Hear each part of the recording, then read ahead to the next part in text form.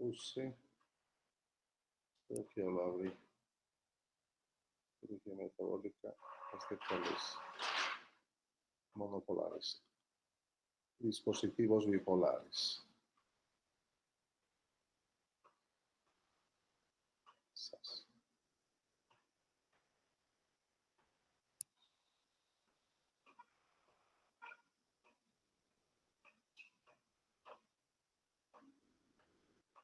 ¿Se ve? Hola. Bueno, son 5 minutos de bipolares. Bienvenido al módulo 4, dispositivos bipolares del curso en línea de Fuse. Tras completar este módulo debería poder identificar las características de los instrumentos electroquirúrgicos bipolares básicos y avanzados, los casos clínicos en los que se indica el uso de los instrumentos bipolares básicos y los ajustes de potencia adecuados, los métodos de optimización del rendimiento para los instrumentos bipolares avanzados, las diferencias entre los instrumentos monopolares y bipolares básicos en lo referente a acoplamiento, uso bajo el agua, densidad de corriente y propagación térmica lateral, las características de los tejidos que reducen la eficacia de los instrumentos bipolares avanzados. Los instrumentos bipolares actúan sobre los tejidos mediante una onda continua y de bajo voltaje, cortante, y una alta densidad de corriente en las dos hojas aplicadas al tejido. La corriente generada a través de las hojas calienta el tejido a entre 60 y 90 grados centígrados. El efecto logrado es una mezcla entre desecación y coagulación del tejido que aumenta su impedancia. En el mejor de los casos, el tejido puede dividirse al alcanzar la máxima impedancia y cortar la corriente de las hojas.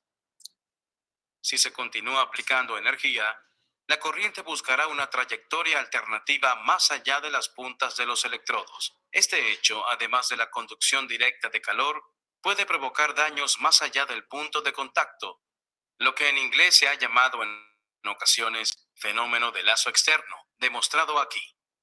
La proximidad de los electrodos en el extremo distal de un instrumento bipolar marca una trayectoria más precisa y corta para la corriente que la de los instrumentos monopolares tradicionales. Esto permite la aplicación de un... Vamos a aprovechar esta imagen para explicar un hecho fundamental entre lo que es una diferencia entre lo que es energía bipolar de una monopolar. Vamos a empezar por el que se utiliza más frecuentemente, que es la energía monopolar. En la energía monopolar tenemos nosotros un instrumento, o sea, tenemos el electrodo dispersor y el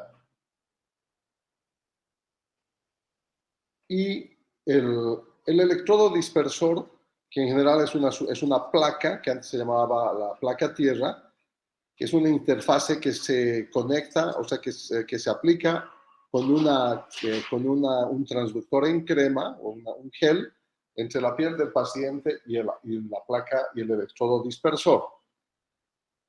Y el otro que sería el monopolar, el electrodo ejecutante. Entonces, ¿qué ocurre? Que el paciente está entre medio de los dos y es parte del circuito. Por lo tanto, si en algún momento, por algún motivo, esta placa pudiera desprenderse de la superficie del paciente o está aplicada en una superficie que no corresponde, como por ejemplo protuberancias, zonas irregulares, lo ideal es colocar en el dorso, en una zona plana o en el muslo. Ahora los nuevos traen dos placas que vamos a ver seguramente más adelante, que se acomodan con una cinta intermedia flexible, lo cual permite acomodarse con más facilidad a la regularidad de la superficie del paciente. En cambio, el bipolar, en el mismo instrumento, que es este de acá, es una pinza, viene el cable activo y lo que sigue el electrodo dispersor. El electrodo activo y el electrodo dispersor. Entonces, en términos de seguridad, la corriente bipolar es mucho más segura que la monopolar, ya que la monopolar utiliza este electrodo dispersor donde podrían ocurrir los accidentes. Voltaje para lograr el efecto deseado. La trayectoria más corta reduce el riesgo de lesiones colaterales. Sin embargo, Cuando se deseca por completo el tejido entre las mandíbulas del dispositivo, la corriente deja de fluir. Es posible que se creen rutas alternativas entre los electrodos, fenómeno de lazo externo. En esta animación simplificada se muestra un flujo de corriente unidireccional para representar el circuito electroquirúrgico. El principal uso de los instrumentos bipolares es para lograr la hemostasia. El mecanismo de acción es comprimir un vaso sangrante con el dispositivo para detener el flujo y coaptar las paredes vasculares y aprovechar la generación de calor para reestructurar la matriz proteínica de la pared vascular y así formar un sello hemostático. Los dispositivos bipolares básicos tienen superficies de electrodos relativamente grandes, lo que no es eficaz para cortar tejidos. Los sistemas bipolares avanzados tienen grandes ventajas con respecto a los básicos. La ESU puede monitorear la impedancia y la temperatura y ajustar automáticamente la energía eléctrica de radiofrecuencia para garantizar un buen sellado tisular, a la vez que se minimizan los daños tisulares hasta un diámetro vascular máximo de 7 milímetros. Muchos dispositivos avanzados incorporan una hoja de corte mecánica en el centro de la mandíbula que permite cortar el tejido previamente sellado. Otras características de algunos dispositivos avanzados son mandíbula de doble acción para la disección tisular mecánica, instrumentos bipolares con puntas de disección monopolares, dispositivos laparoscópicos para manipular los órganos del abdomen y dispositivos de energía dual con coagulación bipolar avanzada y ultrasónica en un solo instrumento. Cualquier electrocirugía por radiofrecuencia es bipolar por naturaleza. Esto se debe a que, incluso lo que conocemos como electrocirugía monopolar, no tiene un contacto conectado a tierra y el contacto dispersivo aplicado al paciente retorna la corriente a la ESU. Con los instrumentos monopolares, los electrodos activo y dispersivo son, de hecho, dispositivos diferentes. El cuerpo entero del paciente se interpone entre el electrodo activo y el dispersivo, circunstancia que puede generar desvío de la corriente. Los instrumentos bipolares tienen ambos electrodos, por lo que solo la parte del paciente situada junto a los electrodos o entre ellos está expuesta a la corriente. Este hecho permite diseñar un instrumento con dos electrodos activos, como el forceps para coagular, representado en la animación. El sellado vascular de calidad con instrumentos electroquirúrgicos bipolares básicos puede verse afectado por la ausencia de un mecanismo que avise de cuándo se ha obtenido la máxima impedancia del tejido. Además, algunas mandíbulas no coaptan bien los tejidos y el cierre vascular es incompleto. Independientemente del dispositivo, los pacientes con las comorbilidades enumeradas en la pantalla pueden presentar diferencias en la composición, estructura y morfología tisular, que pueden comprometer la buena cicatrización de los instrumentos bipolares.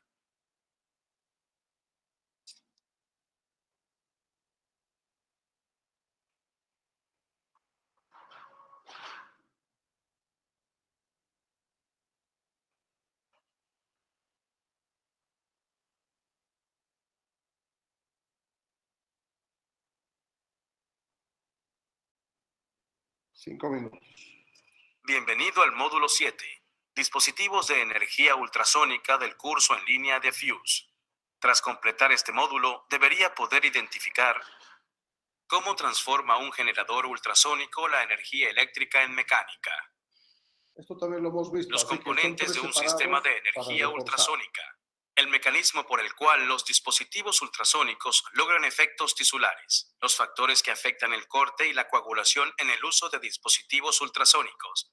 Los factores que afectan la práctica segura del uso de dispositivos ultrasónicos. La mayoría de los generadores ultrasónicos aplican corriente eléctrica alterna a un transductor ultrasónico o instrumento manual que contiene discos de cerámica piezoeléctrica. Cuando se activa. Este es el bisturí ultrasónico de la línea Ethicon, ¿no? Que se llama armónico. Es un ejemplo. Este es el mango para aplicar. Y en esto, este accesorio se llama el accesorio piezoeléctrico. Y es precisamente en el interior de esto es lo costoso de la pinza. Este cable tiene 100 usos y cuesta $4,000, ¿no? Y va registrando en el generador.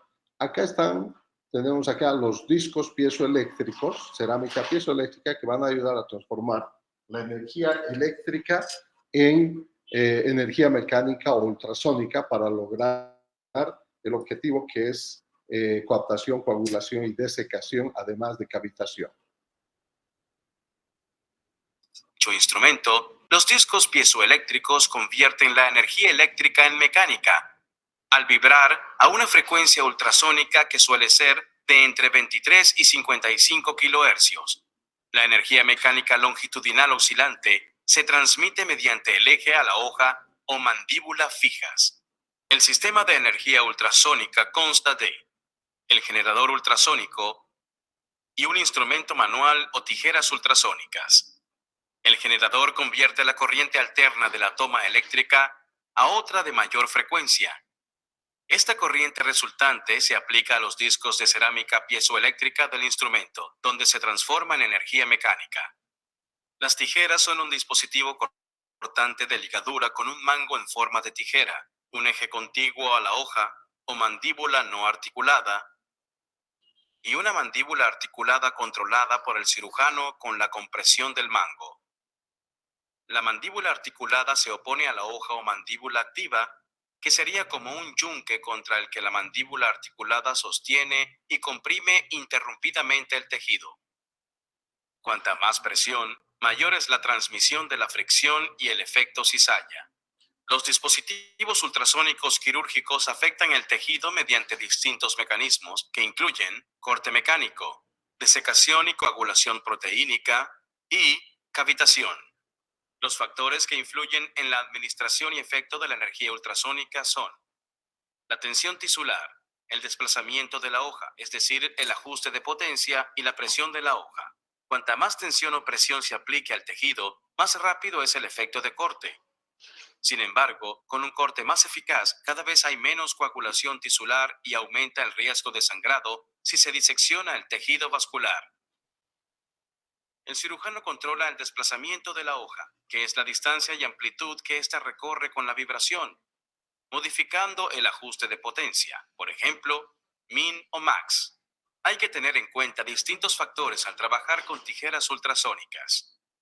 El riesgo más importante asociado a los dispositivos ultrasónicos de corte y coagulación quirúrgicos es que el eje o la hoja pueden mantener una temperatura letal de 60 grados centígrados o más durante unos 45 segundos.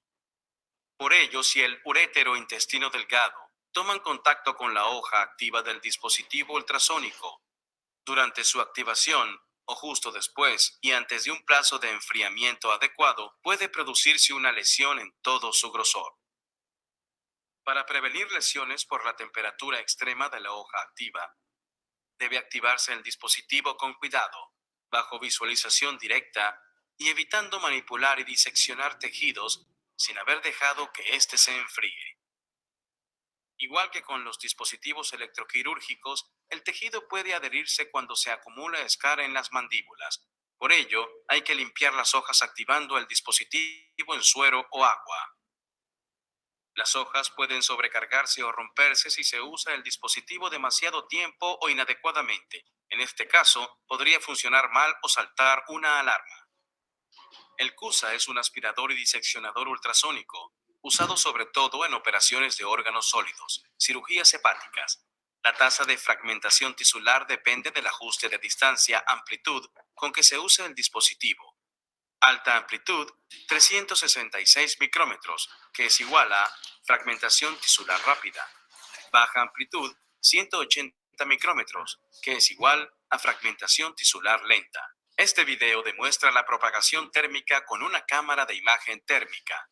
Hay dos cables a 5 centímetros de distancia entre sí y un bistec de carne que simula el tejido. A medida que el instrumento ultrasónico disecciona el tejido, se aprecia la propagación en la mandíbula del dispositivo. Normalmente, la propagación térmica se ve de 1 a 3 milímetros desde la mandíbula y se debe tener cuidado de evitar una lesión de las estructuras circundantes. La tabla de la izquierda resume algunas diferencias entre los dispositivos electroquirúrgicos y ultrasónicos.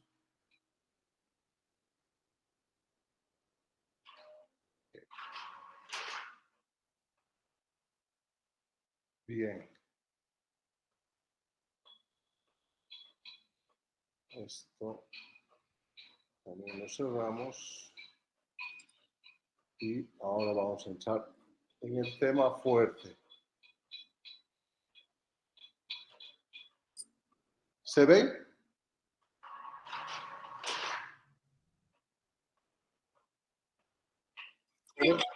Ok.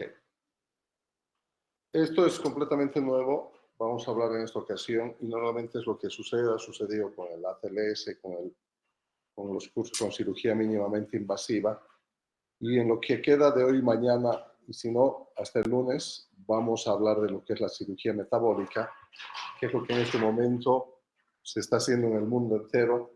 Una vez concluida la pandemia del COVID, estamos enfrentando otra epidemia, que es el tema de la obesidad. Vamos a poder ver en números, por ejemplo, de que en este momento en el mundo entero existen alrededor de 480 millones de diabéticos en el mundo entero y que para el 50 esto estaría llegando aproximadamente a duplicar, ¿no? Ahora, de este total de los 480 millones de diabéticos en el mundo, el 90% son diabéticos tipo 2. ¿Verdad? Entonces, como ustedes saben, han visto medicina interna, diabetes tipo 1, tipo 2, la diabetes gestacional. Hay una diabetes tipo LADA, o sea, hay una serie de subdivisiones que la tienen que conocer.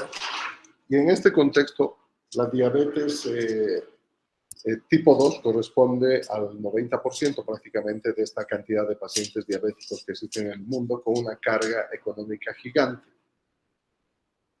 Y el dato importante es que el 85 al 90%, otra vez fíjense, de este 90% de pacientes diabéticos tipo 2, de los 480 millones, tienen problemas de sobrepeso y obesidad. Por lo tanto, estos dos componentes de lo que es diabetes, ¿no?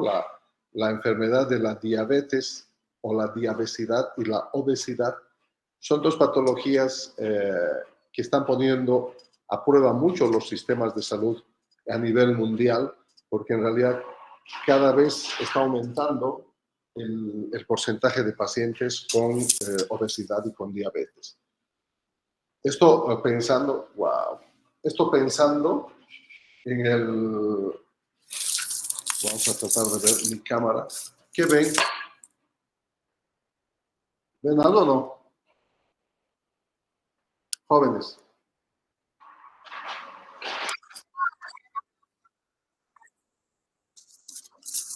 Ya. No, si ustedes pueden ver en sus pantallas ahorita, hay una luna llena espectacular al lado izquierdo, en el brazo izquierdo del Cristo, en la zona de San Pedro. Yo estoy en el séptimo piso en la consulta y realmente impresionante. Si pueden verla, para tomar foto. ¿No? Parece que que Cristo estuviera jugando con una pelota ahí, amarilla. Muy lindo. Entonces, este tema lo vamos a ir viendo en este tiempo y vamos a ver lo que es el tema el concepto de lo que es cirugía metabólica. Pasamos. ¿Verdad? Yo soy el director del Instituto Nacional de Diabetes y Obesidad. Es un centro con referencia internacional.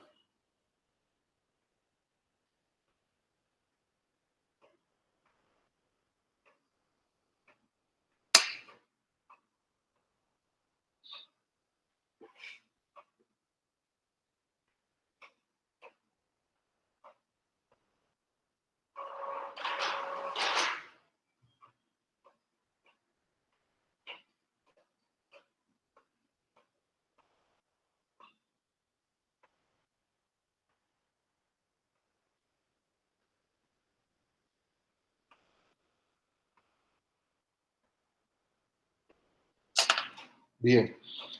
Ustedes han podido ver en ese video corto, es parte de un video en relación a lo que es cirugía metabólica, la impresionante escalada que se espera de lo que es la diabetes en el mundo entero, que en palabras cortas les decía yo que estábamos alrededor de los 480, es un poco más, y para el 45 estamos duplicando, 780 millones de diabéticos. el costo económico, el impacto económico en relación a lo que es además el sobrepeso y la obesidad, fíjense, para el 2019 en el Brasil, ¿verdad? O sea, son costos pero tremendamente elevados el tener un paciente o un familiar diabéticos en el costo, en el tratamiento que implica esto, multiplicado por los años de tratamiento, uno pone en la balanza y dices, si solo se tratara de un factor económico que nos resuelve el problema de la enfermedad de forma integral, está bien, pero sabemos que la diabetes, si no está adecuadamente tratada desde el punto de vista de medicamentoso, dietético y de actividad física, ese paciente va a tener un deterioro en la parte visual, retinopatía, en la parte renal, la nefropatía y en la macro y la microestructura vascular, ¿no? Con enfermedades vasculares isquémicas que van a llevar a la amputación de las extremidades. Por lo tanto, el tema es, existen algunas otras opciones para el manejo de la diabetes tipo 2 en este momento en el mundo, y la respuesta es sí. Ya forman parte de estos procedimientos del algoritmo de tratamiento de la diabetes mellitus tipo 2, que fue muy resistido por los internistas y los endocrinólogos, y les cuesta todavía, en nuestro medio hay uno o dos que entienden el problema, y al resto les cuesta todavía pensar de que, escuchen esto, ¿verdad? Y queda grabado, de que la cirugía juegue un rol importante en el tratamiento de la diabetes. ¿Quién podría pensar, no? Esa es una, perdón. El doctor Walter Porins publica en el Annals of Surgery un trabajo que dice, ¿quién podría imaginar que con una modificación en el tubo intestinal, estamos hablando del año 95, ¿quién pudiera imaginar que la diabetes pudiera llegar a sufrir un tan drástico como curarse, lograr una remisión total? Esto estamos hablando del 1995. O sea, a la fecha, 23 más 5, 28 años después, los cambios han sido tremendamente promisorios para los pacientes, y durante esas 2 décadas ha costado hacer entender al internista y al endocrinólogo de que la cirugía metabólica es una realidad. La cirugía metabólica es una gran oportunidad para el paciente diabético, pero esto que quede muy claro, jóvenes, no es la primera opción. La cirugía metabólica ingresa en ciertas condiciones para cierto tipo de pacientes. Ya de hecho, lo primero funciona en forma espectacular en los pacientes diabéticos tipo 2. Mucho mejor, vamos a ir avanzando, si tienen, esto es un resumen global de los objetivos, si tiene entre 5 y 10 años de enfermedad, ¿verdad? Entonces, que no tenga el compromiso de la microcirculación. Nosotros estudiamos la parte renal fundamentalmente, no con la ureacreatinina. Ustedes tienen que recordar de que para que la creatinina se altere y suben sus valores y digas, el paciente está en falla renal, tiene que haberse perdido aproximadamente el 50% del parénquima renal. O sea, ya estamos llegando tarde. Tenemos que hacer estudios que en la diabetes nos permitan hacer un diagnóstico precoz de la enfermedad renal microvascular, y esto es posible hacer ahora en esta época. Por ejemplo, puedes medir la microalbuminuria en orina de 24 horas, que es más específico, pero es muy moroso el hacer el trabajo de juntar la orina en 24 horas. Y lo que se hace es el cociente de lo que es de albúmina, creatinina en una muestra aislada de orina. Entonces, esto te permite determinar el grado de compromiso renal en el paciente diabético, particularmente el diabético tipo 2, que también sirve para el tipo 1. Entonces, son todos estos conceptos que han llevado a tomar una decisión en el manejo de la diabetes tipo 2 con mayor oportunidad. O sea, no esperemos mejorar la vida de un diabético en hemodiálisis, ¿verdad? Ya ese riñón se perdió. No va a haber magia ni cirugía que pueda resolver. Ese paciente está destinado a lo que es la hemodiálisis, eventualmente un trasplante, pero ya está fuera de todo manejo desde el punto de vista probablemente quirúrgico en el contexto de la cirugía metabólica. ¿Qué es la cirugía metabólica? Entonces, todo lo que hemos hablado se traduce en eso. Son todos aquellos procedimientos quirúrgicos realizados, fíjense esto, en individuos con índice de masa corporal de 30 a 35 kilogramos por metro cuadrado de superficie metro cuadrado de superficie corporal, con la intención de producir una mejoría en el control de la diabetes. Este concepto se ha ido trabajando, este es de Robert Lassen, publicado en el Endocrinology el 2014, y se lo ha ido trabajando y puliendo a lo largo desde el 2005, 2007, 2009, y sobre todo se habla de aquellos procedimientos quirúrgicos actualmente enfocados en la manipulación intestinal. Entonces, si se fijan acá, pues dame 2 segundos.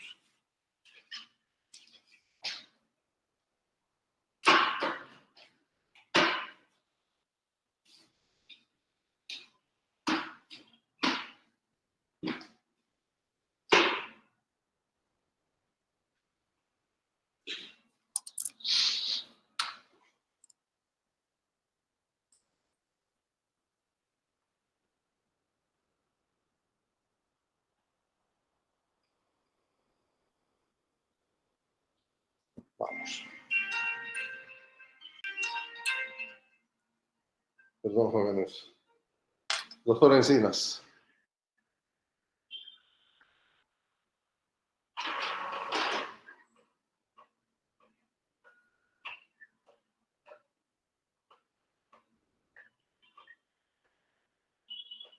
Los doctores en la petrolera, no tenemos cirujano de tórax, tenemos a la doctora Polo, que hizo su ASO y se quedó con nosotros, pero él es fundamentalmente cardiovascular.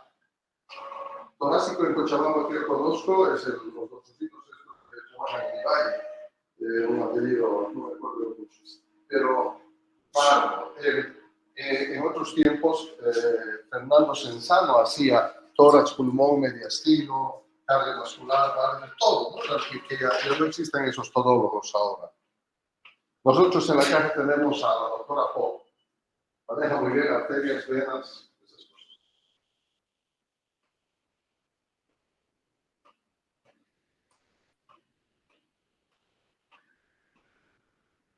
¿Ya?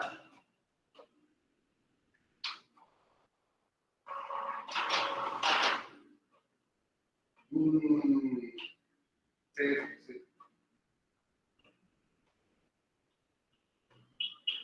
No hay. Normalmente, ¿qué es lo que se hace? En estos casos, cuando esta patología se estudia, se define, si se puede hacer una función, Antonio López, el equipo base, se define, si es una red o si es un tumor periférico, adenocarcinoma, y eso se completa todo ese estudio, que es de determinación, y lo mandamos al Instituto Oncológico Nacional. Y en la petrolera no se opera nada de cáncer, polvos, por el personal de la petrolera. Son los de Lyon los que deberían resolver estos problemas.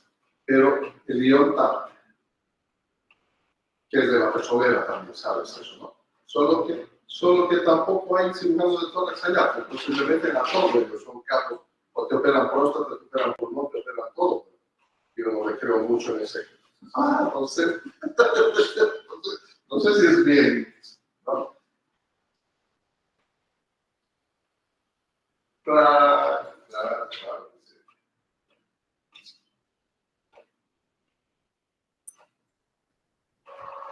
Sí. Así es. Esa es la situación de la petrolera, querido amigo. Me están esperando en mi clase. Si yo te devuelvo la llamada en 45 minutos. Un abrazo. Chao. Entonces, ¿qué ocurría? Que este concepto, si ustedes lo observan, es puramente glucocéntrico. Todo está enfocado en el control glicémico.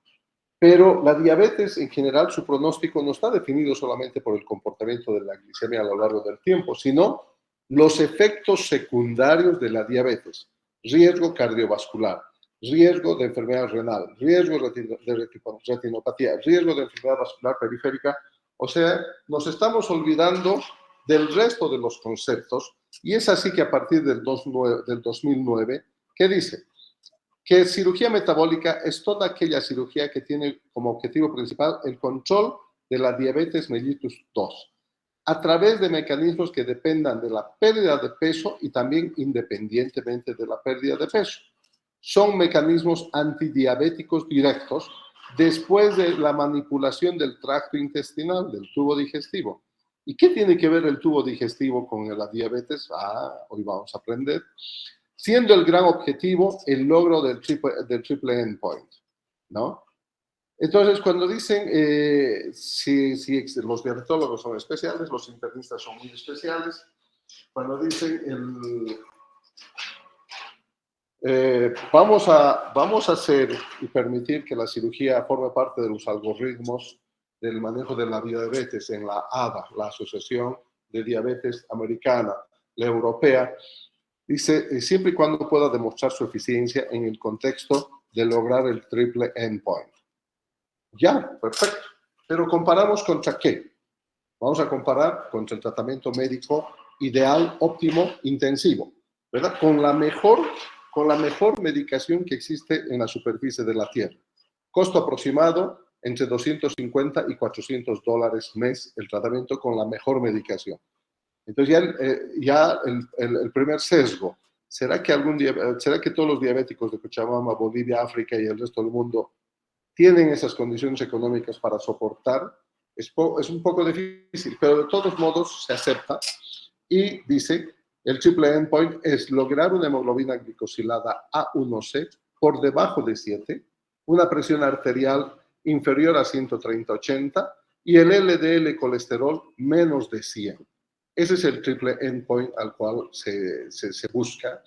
Y definitivamente, cuando se ven los resultados publicados a los 2 años, a los 5 años y a los 8 años por el grupo de Cleveland con el doctor, no me acuerdo, y el grupo de Italia de la Universidad Católica, ¿no? Se ven que los resultados definitivamente son mucho, mucho mejores con el tratamiento quirúrgico que con un tratamiento médico intensivo.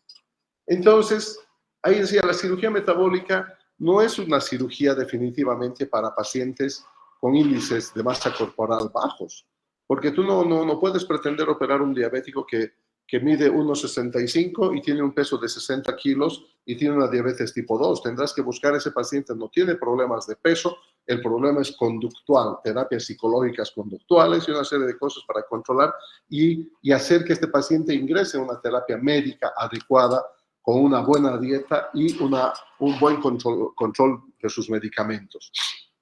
Pero si tú tienes en el otro lado de la balanza un paciente diabético tipo 2, 4 o 5 años de enfermedad y que pesa 120 kilos y que a pesar de la metformina, la glibenclamida, los medicamentos incretínicos de última generación, liraglutida, semaglutida, hay 2 más nuevos que ahorita me voy a acordar, y no logras controlar su glicemia 200, 250, su hemoglobina glicosilada A1C 7,5, 8, 9, y no logras controlar, ahí la cirugía tiene un rol importante. Por lo tanto, dice, ahora sí, la cirugía metabólica es cualquier procedimiento sobre el tracto gastrointestinal que tiene como objetivo controlar los 3 objetivos a través de un mecanismo independiente de la pérdida de peso e independiente del índice de masa corporal. O sea, definitivamente cada año que ha ido pasando se ha ido puliendo el concepto, pero es la cirugía que va orientado sobre todo a estabilizar el trastorno metabólico glucocéntrico y los efectos colaterales producto de la enfermedad de la diabetes, con el riesgo cardiovascular, el riesgo de isquemia, el riesgo de accidentes cerebrovasculares, el riesgo de lo que es nefropatía, retinopatía y enfermedad microvascular. Y estos son, ¿verdad?, lo que se hablaba, el triple endpoint, que se logró en relación a lo que era, esta es la publicación del grupo de Cleveland, ¿no? El porcentaje de gente que logra después de 1 año, y lo que le exigen a la cirugía es que el logro de los resultados tiene que ser sin tratamiento médico alguno. Entonces, en la parte médica le pones 4 medicamentos, más insulina, más liraglutida, y en la cirugía te dicen, o sea, tiene que resolver el problema y lo logra. Es ahí que ya cuando el doctor Walter Porges, en el 95, dijo en su publicación, la magia de la cirugía metabólica, que al día siguiente de la operación, y esto es real, esto no es imaginación ni está escrito en los libros, nos ha tocado ver en nuestros grupos en Bolivia, allá en Cochabamba, lo que es la magia de la cirugía metabólica. Al día siguiente de la cirugía, la glicemia del paciente por debajo de 100, no requieren medicamentos hipoglicemiantes, alguno de ellos se tomó por rutina y te llaman a medianoche, doctor, estoy transpirando, me dice tu glicemia con glicemia de 40, ¿verdad? Entonces, el impacto incretínico inmediato con la cirugía metabólica es impresionante y los pacientes dejan de tomar su medicación, ¿verdad? Ahí tienen el triple endpoint de la ADA. Entonces, ¿cuál es el curso clínico de la diabetes mellitus tipo 2? ¿Verdad? En un paciente que no sufre de problemas de peso, o en los pacientes que se incrementan el peso, que les he dicho, que el 90% de los pacientes diabéticos tipo 2 están asociados a obesidad. Y en este contexto hay mucho factor herencial, genético, hábitos y costumbres, factores alimentarios, todo esto resumido en un estilo de vida no adecuado, ¿verdad?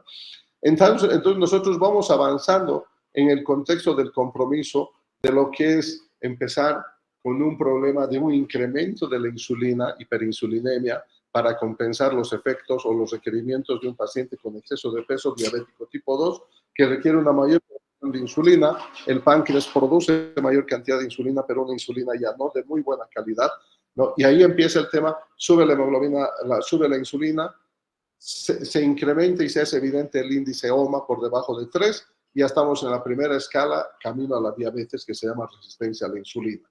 Si a partir de ese momento se agrega a estos dos factores, insulina, OMA alterados, un tercer factor que es una glicemia por encima de 100 en cualquier momento, por encima de 100 en cualquier momento de la vida del paciente, ya subiste al segundo peldaño, que se llama prediabetes, ¿verdad? Ya. Hasta aquí, todavía todos estos factores son susceptibles de modificar con un cambio metabólico y la cirugía. Hasta aquí es posible revertir todos los... O sea, vamos a utilizar un término más simple y sencillo, curar la enfermedad hasta este instante. Pero cuando la diabetes ya se instala, ¿verdad? Ya glicemia por encima de 120, en 3 o más tomas, estamos hablando ya de una enfermedad crónica progresiva e irreversible instalada, y que esto ha tenido un recorrido previo. Acuérdense de lo que le dije, resistencia a la insulina, prediabetes, y esto puede llevarte meses o años. Y ahí empiezan ahora el inicio de las complicaciones, los eventos macro y microvasculares, hasta llegar a la discapacidad por las amputaciones, la enfermedad renal o la ceguera, ¿verdad? Y obviamente hasta la muerte, ¿verdad?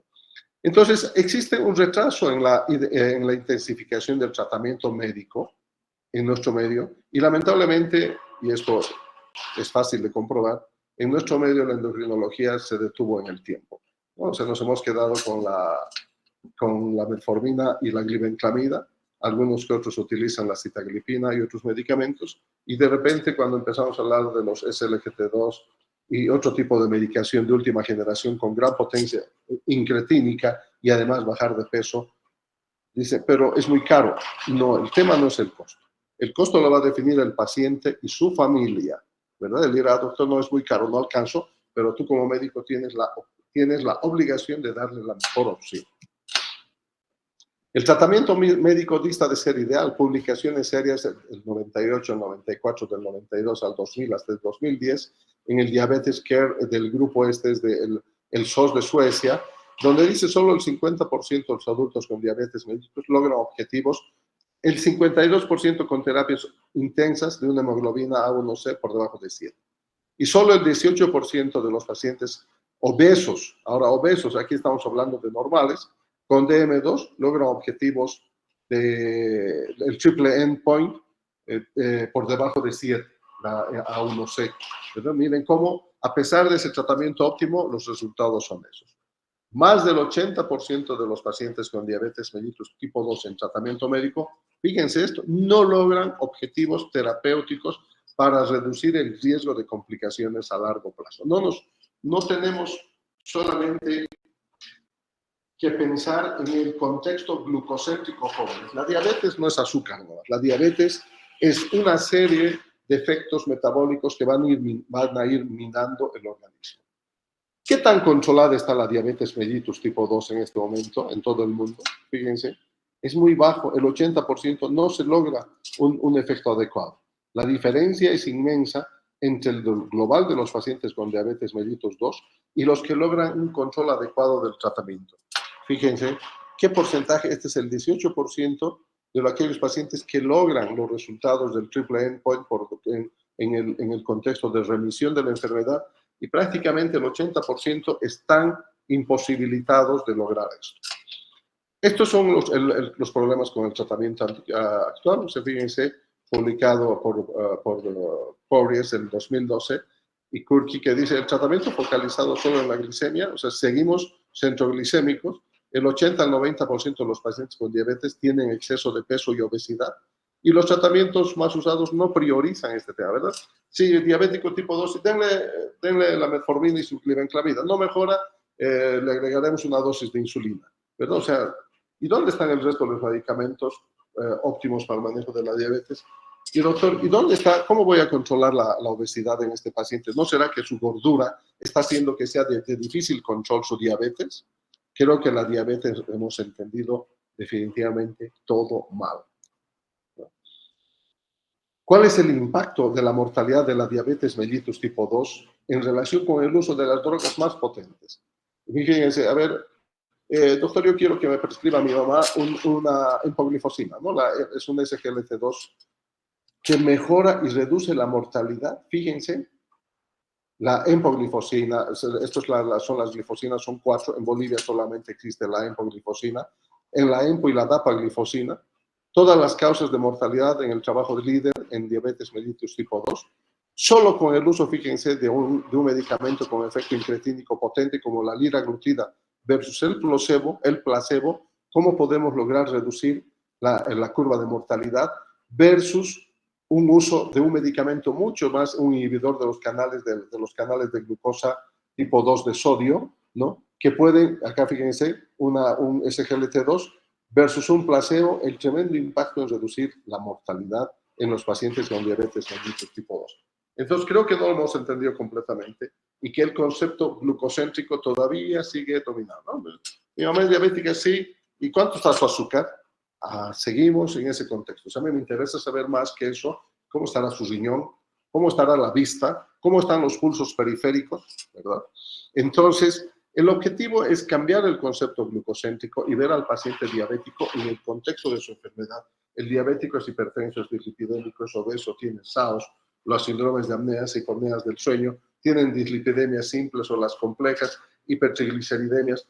O sea, hay muchas cosas que tenemos que ver y dejar ese concepto del glucocentrismo y pensar en un control de los riesgos cardiovasculares asociados a la diabetes, ¿verdad?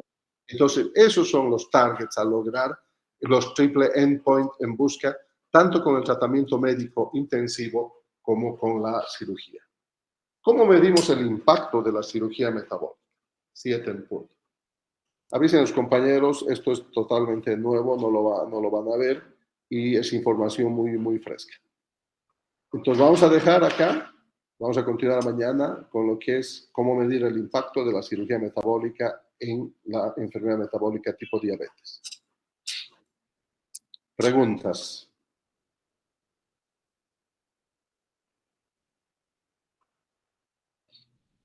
No hay preguntas.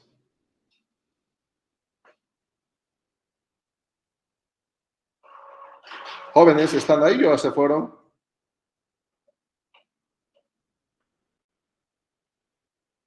Ok. Voy a pedir a Ronald Nazarena, tú eres la coordinadora, ¿no? Recuérdale a Ronald que suba el FUSE y que suba cirugía metabólica más en su material de estudio. Bueno, y que suban además las preguntas, le dices, para el examen. Nos vemos mañana. Chao, jóvenes. Bye, hasta mañana.